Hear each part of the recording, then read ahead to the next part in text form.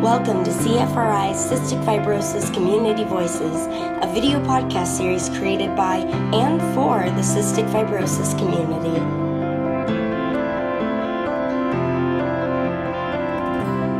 Everyone knows who you are.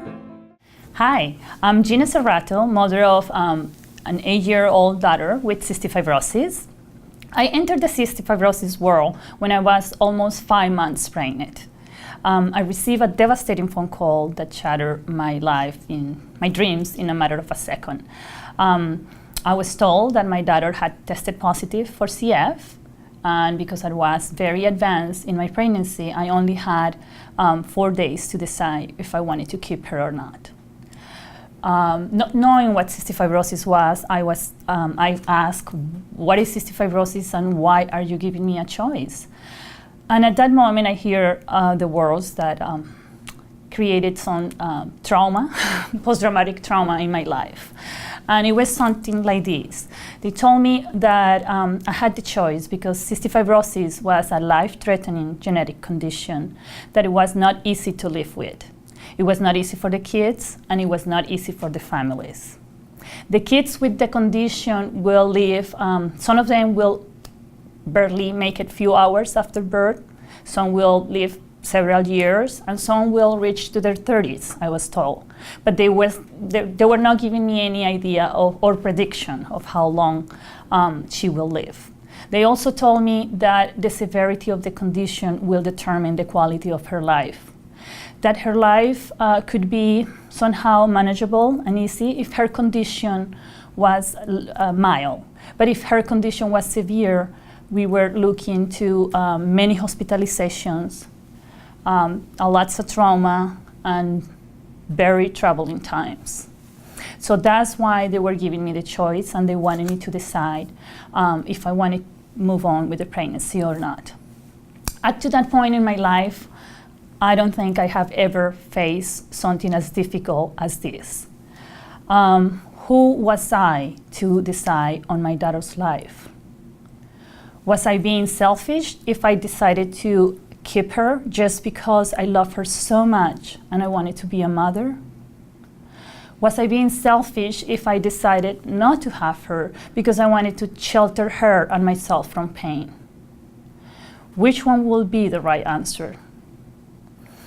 After a lot of soul searching and many tears and sleepless nights, I surrender. I pray, I say, dear God, you make that decision for me. And all I ask is whatever you do or whatever you choose for me, to give me the courage and the wisdom to face it. And that is how I entered the cystic fibrosis world.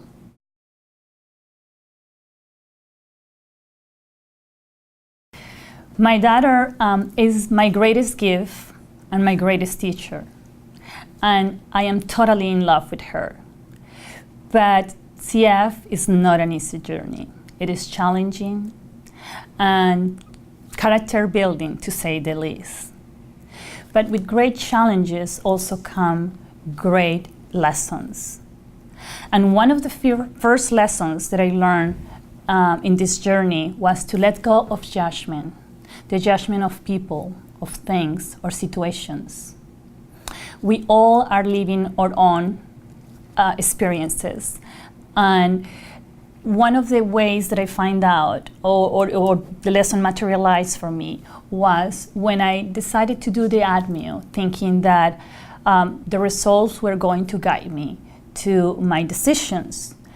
But once I was faced with the choice, I decided that, it was not easy to decide. First of all, I have to do soul searching and figure it out who I was. Was I somebody who led with my head, or was I somebody who led with my heart? And in that battle, I decided that I was the person that led with my heart, and I made the decision to move forward. But I also understand that however somebody decides, that's okay, because that is their choice. It's coming from their experience and their own personal path. I also realized that I needed to let go of the judgment of the situation or the condition. Initially, I saw CF as something really bad, something that I didn't want it, something negative. But I had to transform that, because how could I see that cystic fibrosis with those eyes when now it was part of my daughter?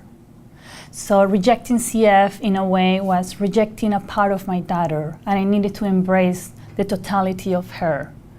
This transformation and this judgment is something that I am still working on, how to transform it, how to embrace it. It's not an easy journey, but I realized that the least judgment I have attached to it, into the negative part, the more I embrace it and the doors open for more lessons to come.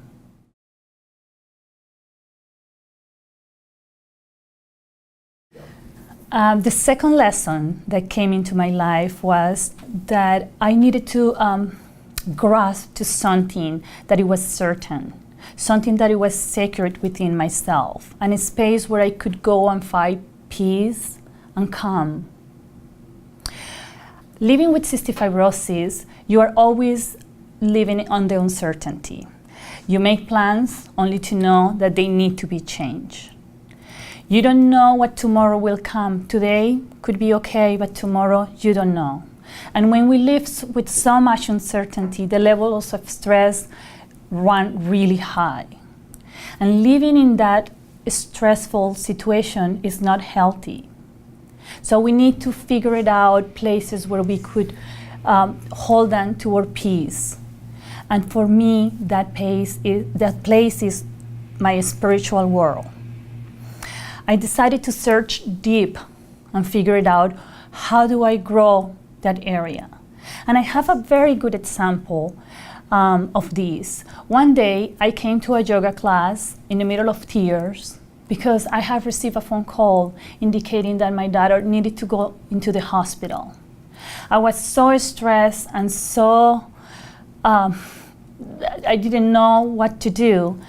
But I decided, okay, I'm gonna go to this class and then I'm gonna go on with what I have to do. And that day I received the biggest lesson.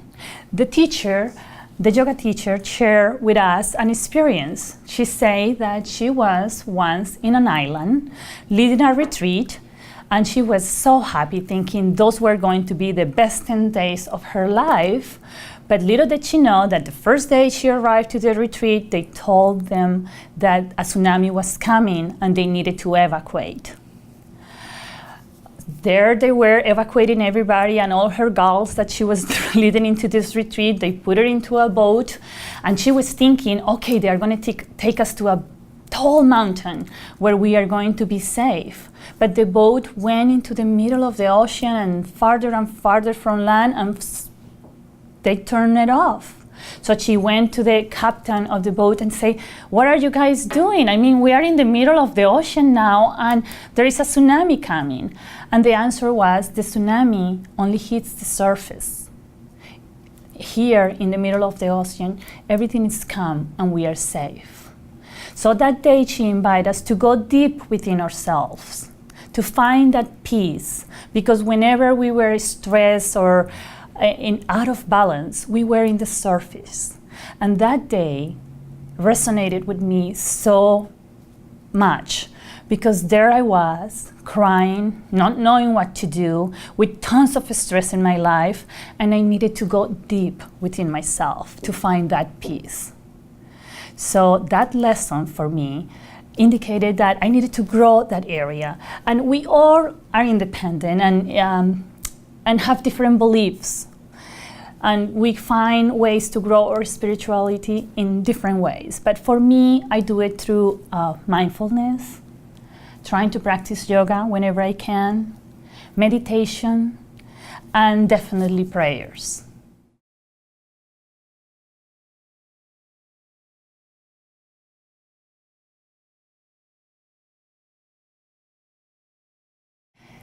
CF has also taught me to surrender and to accept things as they are, not as I want them to be. to embrace what it is, and also to live in the power of now.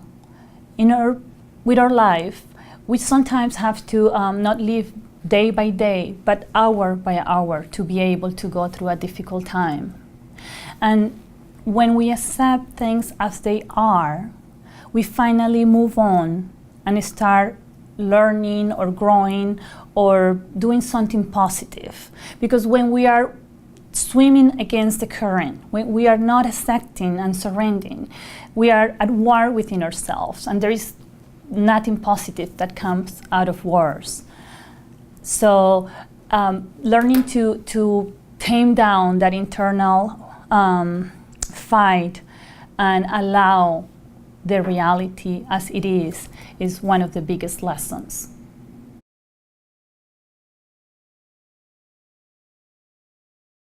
Cystic fibrosis has also taught me to live in gratitude and appreciation. Having CF is a constant reminder of how precious, but also how fragile life is. There is so much I cannot control about CF that I try to focus in the things that I can control, and those are the feelings of love and gratitude. Whenever possible, I try to invite into my life feelings of love, tenderness, compassion, and appreciation. It is a journey, and I am working on it every day. And I hope that this is like the safety net where my daughter can flourish.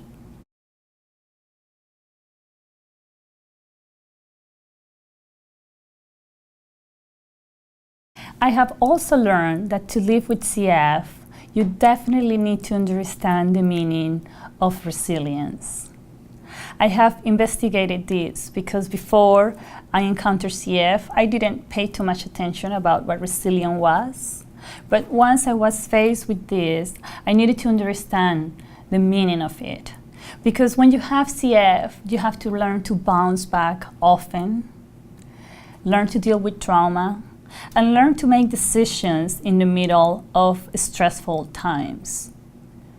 It is not an easy situation, and it's not easy to accomplish. But I understood that resilience can be built. I didn't need to be born with it. I needed to build it. And how could I go about? And one of the things that I learned is that I needed to build resilience. Sometimes you need to have the right attitude or a shift of attitude. And a great example for that, and actually the first part where I started to understand resilience was when I learned that I needed to let go of permanence. So, and permanence is that feeling that something is going to be forever. And a perfect example of that was when I first had my daughter, I thought I was always going to be in grief, in pain, and fear.